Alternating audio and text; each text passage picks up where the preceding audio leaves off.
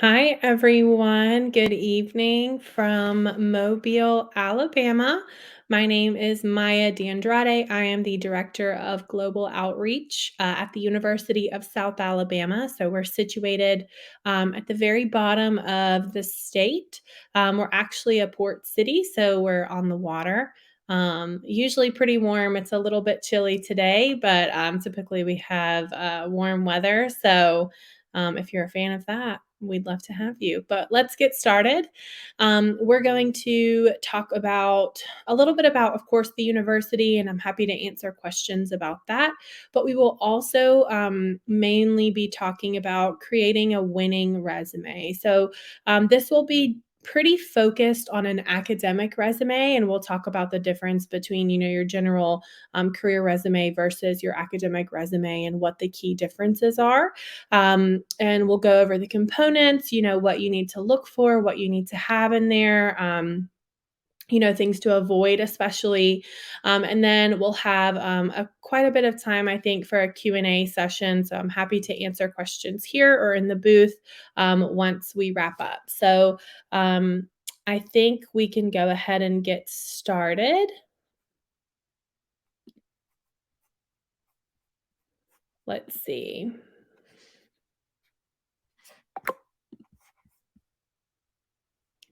Oh gosh. It's, of course, not going to let me share my screen without quitting the application. So, we will just have a chat. So the University of South Alabama, we are located in the south of the U.S., of course, and really mainly we can start talking about why it's important to study in the United States. And I think that's a really important kind of topic to springboard here. Of course, there are the high quality institutions and tons of different programs, Division One athletics, and things like that. But there's also things you may not have thought about, like more opportunity for research in many different fields, the experience of the student lifestyle. So what that looks like with students, of course, going to class and enjoying their academic program, but also joining clubs and organizations, finding things that really suit them on campus. Just that whole lifestyle, of course, for those of you who aren't native English speakers, improving English skills is a bonus. Gaining international experience for future jobs. While we are not a very far travel, for those of you joining, of course, from Canada, it is still technically international experience. So that's really exciting and looks great on your resume. Of course, meeting new people from all over the world, gaining new perspectives from people, not only from the international community, but also from domestic students, and seeing how they live and how they, have chosen to come to South Alabama. And that poses another really big question. How do you choose where to go? And I think a big thing here is looking at location, looking at climate. So if you are a big fan of, the snow, then you maybe want to look in a certain region of the United States. And then looking at available programs. Does this school have the program that I'm looking for? Cost and financial aid, student support services, of course, extracurricular activities like clubs and organizations, research, internships, OPT, which we can talk about, and anything else that you really feel is important to you when it comes to choosing an institution. As I mentioned, kind of when we're looking for fit, and things that make you comfortable. We're, for example, located on the Gulf Coast. It's sunny about 220 days out of the year, and really the harshest we'll see in the winter is about 12 or 15. It doesn't get very, very cold here, but it does get pretty warm. We have a few beaches nearby. We're actually a really large shipping port for the United States. We're one of the largest by volume. So we're very, very fortunate to have 50 plus international companies right here in our backyard. So that that is kind of just a little bit about the city, a little bit about the university that I represent. We have about 14,000 students at the University of South Alabama. So we're a mid-sized public university. We offer bachelor's, master's, and PhD programs in 8 different colleges, including, health professions, like biology and things like that, chemistry, marine sciences. We also have business, computing, engineering. So lots of different programs for you to choose from, but we keep our class sizes pretty small. Our average class size is about 22 students. Tons of different degree programs, lots of research centers and opportunities. And as I mentioned earlier, we have over 250 student organizations. And then at the end of this, we'll talk a little bit about, of course, admissions requirements and scholarships and things like that. I'm very happy to review that with you. But now that you've kind of gained a little bit of insight about where I'm coming from and the school I represent, let's talk a little bit about creating a winning resume. So, why is a resume important? Of course, it summarizes your achievements, your talents, your interests, special activities, things of that nature. But it also, an academic resume demonstrates that you are capable for academic success. Of course, an academic resume also focuses more on academics than jobs, but we can talk about the job resume as well. And I think that a resume really separates a good candidate from a great candidate. So this is what sets you apart. Anybody can get fantastic test scores or a great GPA, but what else is there that makes you you, and will make you stand out whenever there's a bunch of other students who are competing for these spots at these universities, right? So building a college resume, you're looking for the correct format, which we will talk about in the next few slides. Professional contact information. I cannot stress this enough. I receive WhatsApps from students who have just unprofessional names on their WhatsApp or on any other kind of messaging system. Not in that they're inappropriate or anything like that, but they'll have a bunch of emojis or like a font that's really difficult to read. So make sure that your contact information, for example, on your WhatsApp is your first and last name. So something that's is kind of simple, but it really gets the point across. On your resume, it's also important to have your email address, so schools or whoever professors can contact you. Ensure that that is also professional. So name and numbers or things like that are totally fine. You don't want to be having a very silly email username that you made when you were like 12. I had a username. It used to be Sweet Maya 1022. It was my name and my birthday. And so I changed that whenever I was getting ready to apply to university. I figured it was time for me to have a professional email address. And so I made it my first and last name.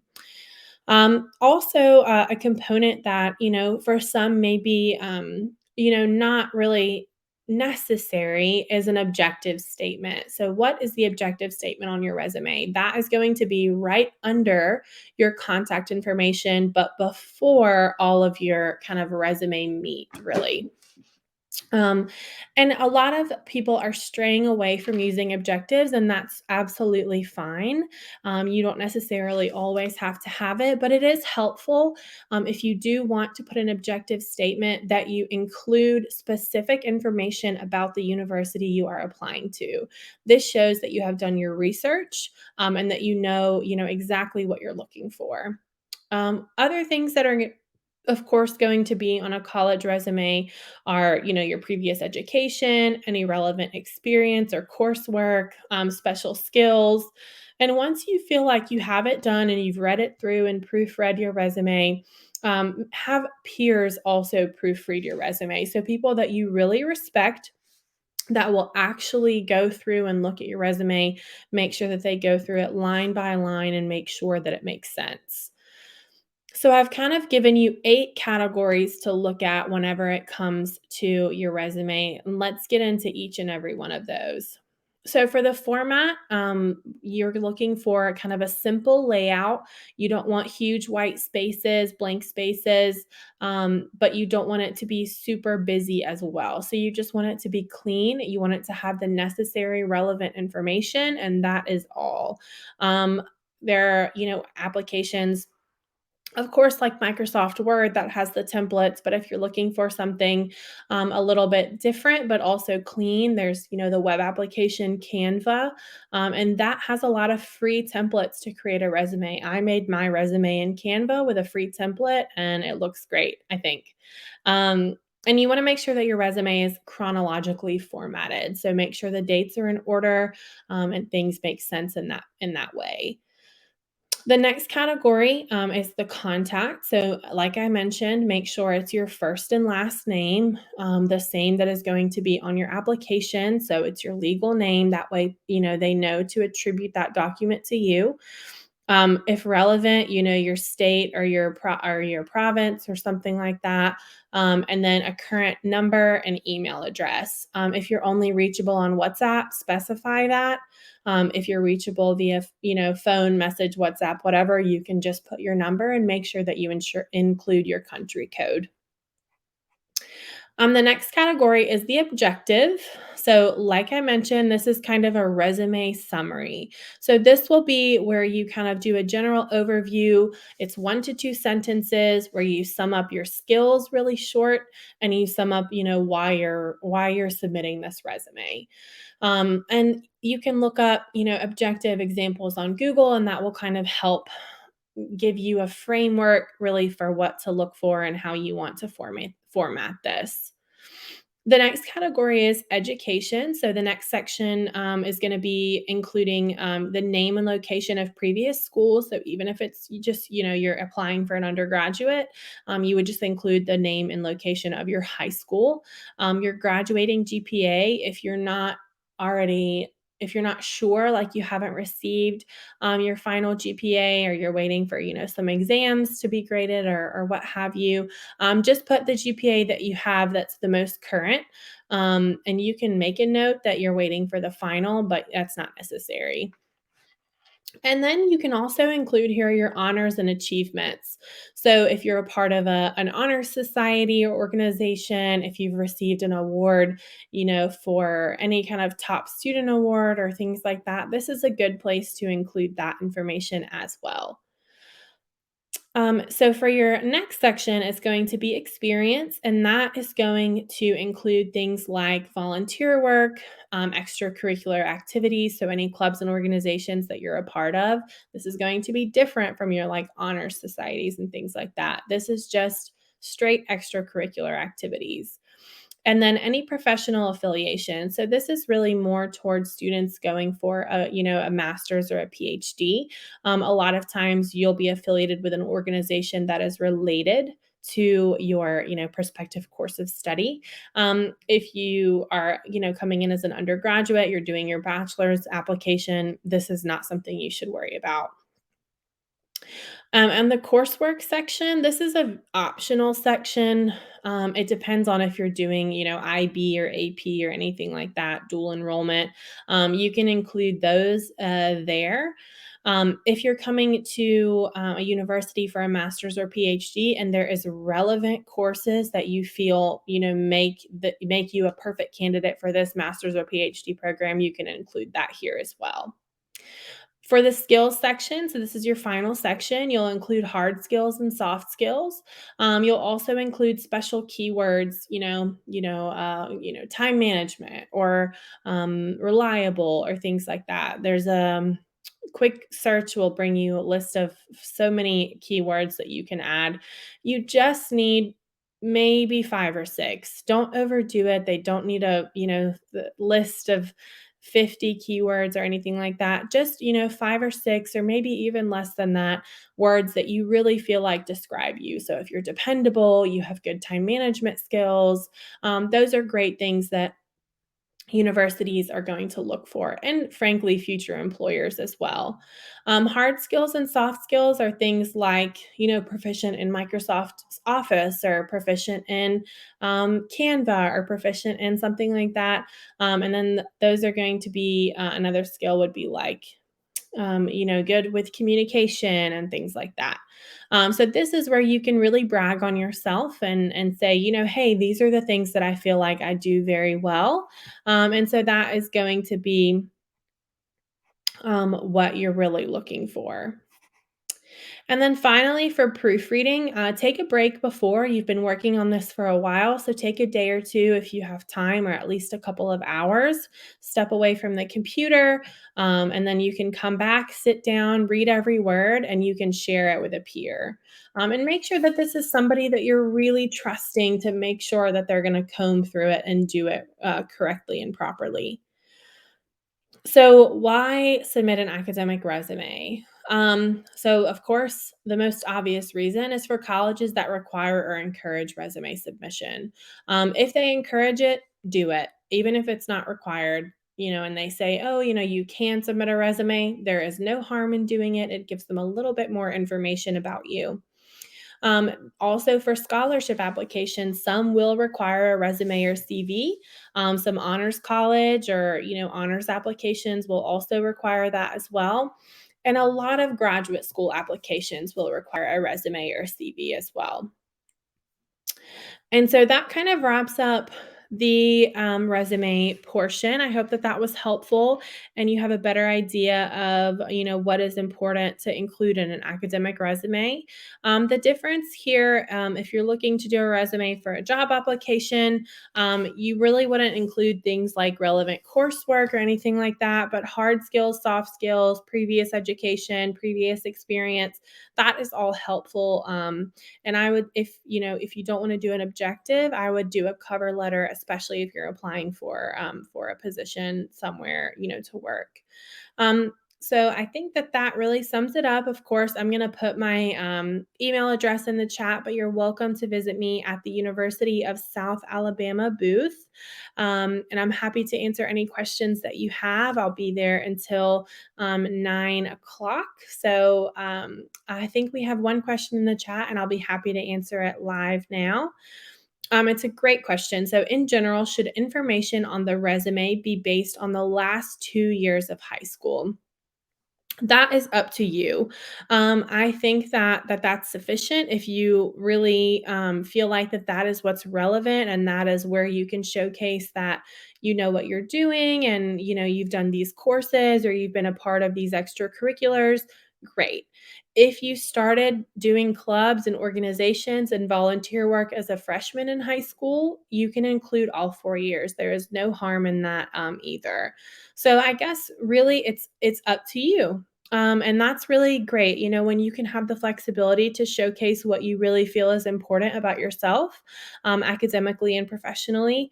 That's where you can kind of take matters into your own hands. But definitely 2 years is enough. If that's what you want to include, that is totally fine by us. So hopefully that was helpful. I'm about to post my email in the chat. And I'm happy for you guys to reach out and message me if you have any questions. Um, and I'll be in my, as I mentioned, I'll be in my booth for another hour or so, hour or two. And I'm happy to answer questions about the University of South Alabama or about creating a resume. So, again, my name is Maya. I am the Director of Global Outreach here at the University of South Alabama. We are located in the southeast of the United States. And we have about 14,000 students, 100 different degree programs. We're a Division I school, so we do offer athletic scholarships.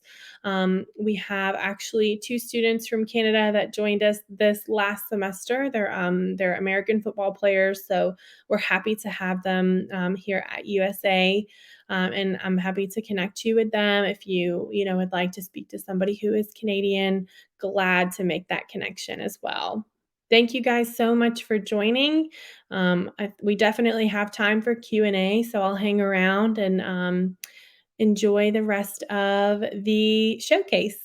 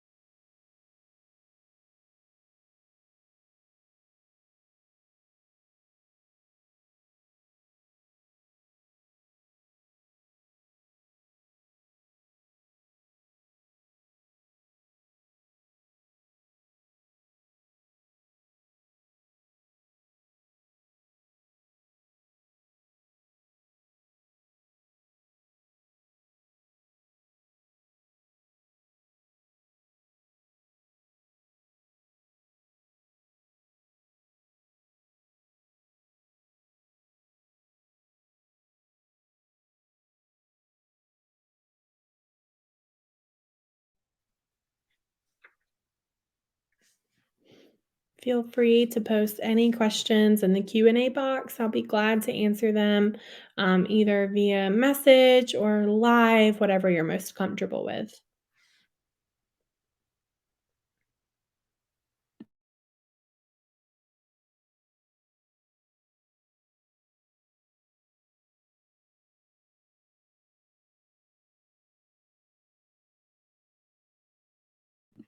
I just saw we had an upvote on the first question, and I'm happy to go over that just quickly again in case anybody is new to the session. So should information on the resume be based on the last 2 years of high school? That is definitely okay. Um, but it's up to you if you wanna include more than that. And then, if you wanna do, your all 4 years, that's fine as well. So, definitely up to you. Thanks again, everybody, for joining. I really appreciate it. I'll be in the booth. I think we'll go ahead and end the session a little bit early. Please visit, and you're welcome to ask questions one-on-one. I'll be available to chat until the very end of this virtual showcase. So don't be afraid to ask any questions that you have about studying in the US or studying at the University of South Alabama. Um, and we look forward to seeing you in University of South Alabama's booth.